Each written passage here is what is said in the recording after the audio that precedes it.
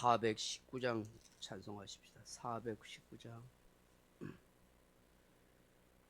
찬송가 419장입니다. 주 날개 밑 내가 편안히 쉬네.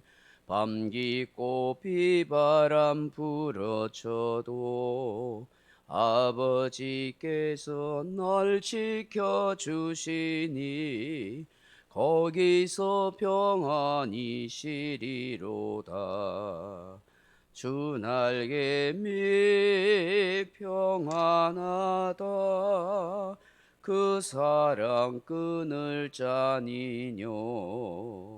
주 날개 밑 내쉬는 영혼이 거기서 살리. 주 날개 밑 나의 피난처 되니 거기서 쉬기를 원하노라. 세상이 나를 위로치 못하나 거기서 평화를 누리리라. 주 날개 밑 평안하다. 그 사랑 끊을 자니뇨. 주 날개 밑 내쉬는 영혼이 거기서 살리. 주 날개 밑 참된 기쁨이 있네. 고달픈 세상 길 가는 동안 나 거기 숨어 돌보심을 받고 영원한 안식을 얻으리라. 주 날개 밑 평안하다.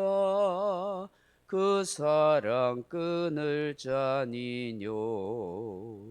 주 날개 밑 내쉬는 영혼이 거기서 살리. 아멘.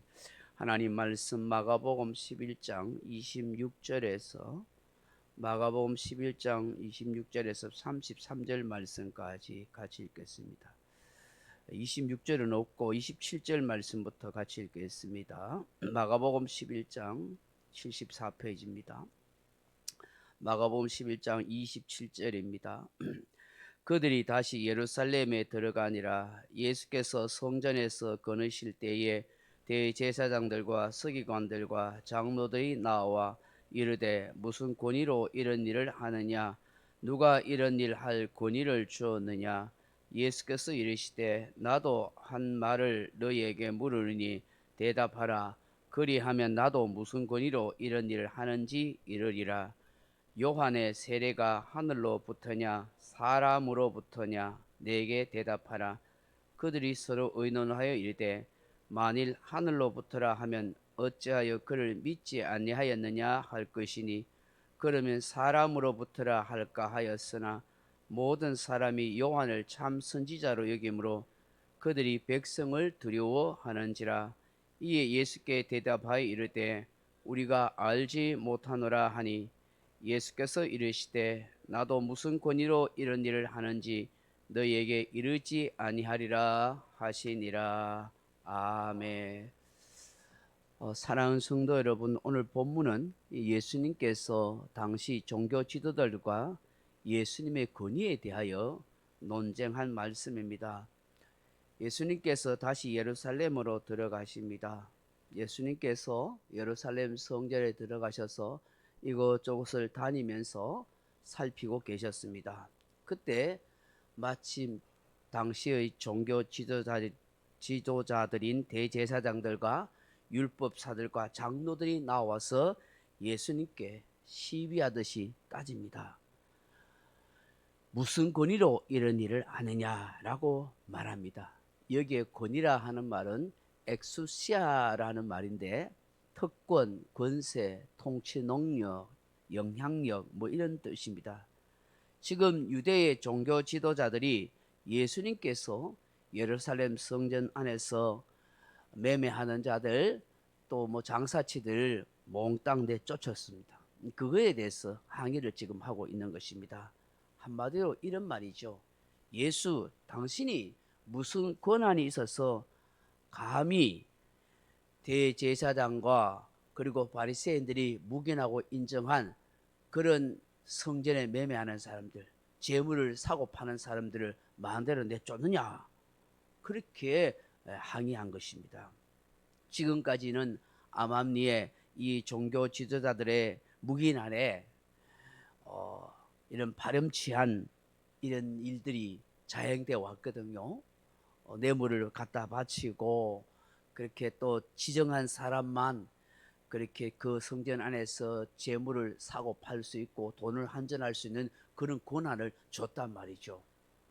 그런데 느닷없이 저 나사렛 출신 그 갈릴리의 그 목수 출신인 예수가 와가지고 그냥 장사치들과 환전한 사람을 다 내쫓으니까 이게 어렵쇼 한 거예요.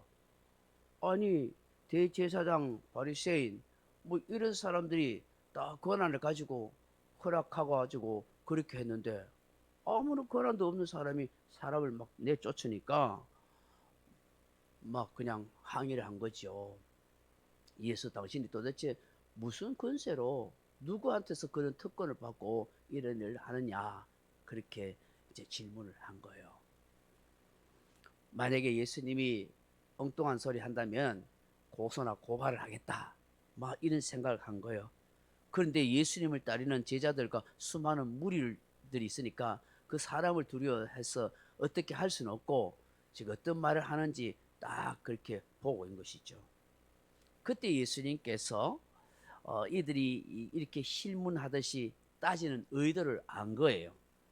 그러자 주님은 이들의 어떤 항의성 질문에 비껴가듯이 다른 질문을 오히려 역으로 그렇게 지혜로운 말을 묻습니다. 29절에 뭐라고 말씀해요? 예수께서 이르시되 나도 할 말을 너희에게 물으리니 대답하라. 그리하면 나도 무슨 권위로 이런 일을 하는지 이르리라. 요한의 세례가 하늘로부터냐 사람으로부터냐 내게 대답하라. 그렇게 말합니다. 그러니까 세례 요한을 언급하면서 그 이야기를 하는 거예요. 좋아, 내가 대답할 테니까 그럼 먼저 당신네들이 먼저 대답해봐. 세례 요한이 세례 주는 게 하늘로부터냐 사람에게냐, 그렇게 물은 거예요. 이 당시 세례 요한은 굉장히 영향력이 대단했습니다.